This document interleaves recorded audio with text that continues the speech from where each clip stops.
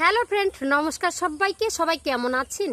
আশা করি মা মনসার কৃপায় সকলেই ভালো আছেন। আমিও আপনাদের অনেক অনেক আশীর্বাদ ভালোবাসায় খুব ভালো আছি। মা মনসা গুরু কৃপায় খুব ভালো আছি। তো আজকে আপনাদের সামনে আবারও সুন্দর একটি টোটকা নিয়ে হাজির হয়েছি। আপনাদের মধ্যে তৃতীয় ব্যক্তি ঢুকেছে, আপনাদের প্রেমের ফাটল ধরেছে, স্বামী স্ত্রী যে সক্ষম দম্পতি তার মধ্যে কি তৃতীয় ব্যক্তি প্রবেশ করেছে? যদি আপনার প্রেমিকা বা প্রেমিকের মধ্যেও তৃতীয় ব্যক্তি প্রবেশ করে, কি করে তাকে হটাবেন? তো আপনাদের জন্য এই ভিডিওটি একদম স্কিপ না করে পুরো ভিডিও দেখবেন। যদি ভিডিও দেখে ভালো লাগে অবশ্যই চ্যানেলে লাইক শেয়ার কমেন্ট করে চ্যানেলটি সাবস্ক্রাইব করে কিন্তু পাশে থাকতে হবে। কিছু চাই না, শুধু অনুমতি নেবার জন্য একটি কমেন্ট। এরকম নানান দাদা ভাই বন্ধুরা সারাদিন অনেক ফোন করেছেন, দিদি ভাই কি করব, যাকে আমি প্রেম করি তার কাছে তৃতীয় ব্যক্তি প্রবেশ করেছে, ভুল বুঝাবুঝি শুরু হয়েছে, ওগো আমি তোমায় ছেড়ে কোনোদিন যাব না, তোমাকে আজীবন ভালোবাসবো। এক মিনিট যাকে না দেখে থাকতে পারতেন না, তার জন্য ঘুম নষ্ট, খাওয়া নষ্ট, সময় নষ্ট, সংসারের কাজ নষ্ট। সকালবেলা মহিলা যে ভালোবেসেছেন যে পুরুষকে, তাকে সময় দিতে গিয়ে বাড়িতে কত লালছনা গঞ্জনা খেতে হচ্ছে। পূজা পার্বণ তো হয় না, বাড়ি ঘরের যত কাজ যাবতীয় সব গোচ্ছায়। পুরুষের সেই স্ত্রীর কাছে কত বকা গালাগালিজ খেতে হচ্ছে। মোবাইলে মেসেঞ্জারে একটা যদি মেসেজ ঢুকে যায়, অনেক রকমের কথা আপনারা শুনে নিচ্ছেন। তো যার জন্য এত কিছু করেছেন, আপনার ঘুমটাকে নষ্ট করেছেন, আপনার মূল্যবান সময়টাকে নষ্ট করেছেন, খাবার দাবার সময় নষ্ট করেছেন, সন্তানদের ভালোবাসা নষ্ট করেছেন, নিজের সন্তানের নিজের স্ত্রীকে দেওয়া কথা আপনি নষ্ট করেছেন। সে কি আপনায় ভালোবাসে? একবারও কি যাচাই করেছেন? বিশ্বাস তো করতেই হবে, তাই না? যাচাই করার কি আছে দিদি ভাই? বিশ্বাস তো করতে হবে। বিশ্বাস ছাড়া তো প্রেমই টিকবে না। তাহলে কি করব দিদি ভাই? কিন্তু হঠাৎ করে এত ভালোবাসার পরেও আপনি দেখছেন আপনার প্রিয়া বা প্রেমিক অন্য কলে ব্যস্ত রয়েছে। আপনি যার সঙ্গে যোগাযোগ করতে চান সে এখন অন্য কলে ব্যস্ত আছে। সে কে? যে একবার আপনার কলটি ঢোকা মাত্র রিসিভ করত, এখন বারবার সে অন্য কলে ব্যস্ত থাকছে। এবার বুঝতে হবে যে তোমাকে একবারও দাম দিচ্ছে না, নিতান্তই সে অন্য কোনো ফাঁদে পড়েছে। তখন হঠাৎই আপনার মনের মধ্যে বাজ খেয়ে যায়, মনটা দুর্বল হয়ে যায়। কি গো, কার সঙ্গে কথা বলছিলে এতক্ষণ?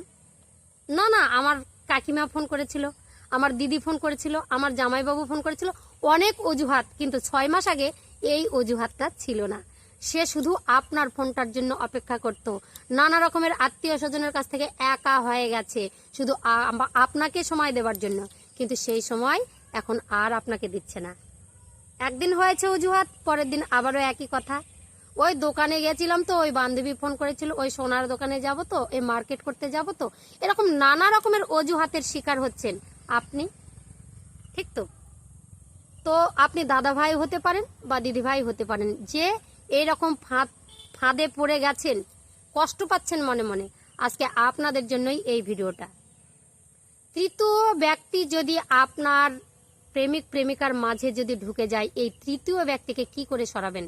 দেখে সহ্য করতে পারছেন না, এবার 2-4 কথা বলতে গেলে গন্ডগোল হয়ে গেলে ভুল বোঝাবুঝির কারণে আপনার প্রেমিক প্রেমিকা কিন্তু ছেড়ে চলে যাচ্ছে, আর সময় দিতেই চাইছে না।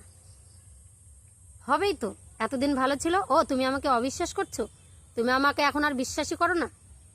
আর যে বারে বারে কল অন্য জায়গায় পাচ্ছে সে বলবে তুমি তো আমাকে আর সময়ই দাও না। ও তাহলে এতদিনকার প্রেমটা আমাদের নষ্ট, মানে আমাদের একটা ভুল ছিল। তো এইরকম ভুল বোঝাবুঝির কারণে কিন্তু আপনাদের প্রেমটা একটা জায়গায় গিয়ে দাঁড়িয়েছে। আর মানে একটা কটু কথা বললেই সেটা বিচ্ছেদ হয়ে যাবে। সেই ক্ষেত্রে আপনি কি করবেন? আপনার প্রিয় মানুষটাকে কি করে মানে সরিয়ে আনবেন সেখান থেকে, আর তৃতীয় ব্যক্তিকে কি করে সেখান থেকে সরাবেন?